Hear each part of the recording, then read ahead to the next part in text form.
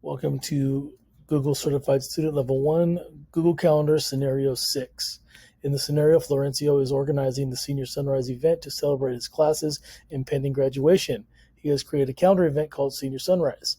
He wants to provide extra details for all attendees. Where does he click to add a description to the event? So in scenario 3, we created the Senior Sunrise calendar event, and that shows up right here. So let's go ahead and click there, and then we'll hit the edit button to see all of our options here. So to add details, if you look at this big gray box down here at the bottom left of your event, this is where you can type details. So for example, if this is a Senior Sunrise event, I could put information like this.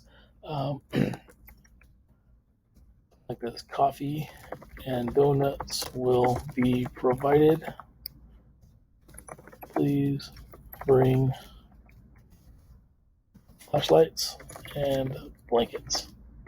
So whatever information I want the attendees to see with them, I can type it in here in this big gray box here at the bottom left corner of my calendar event, and then click save to make sure that it saves to the to the event. So now that I've saved it, if I open it up again, you can see when I go to edit, you can see that information is right there, and those who've been invited, all of these guests, will be able to see this in their calendar as well.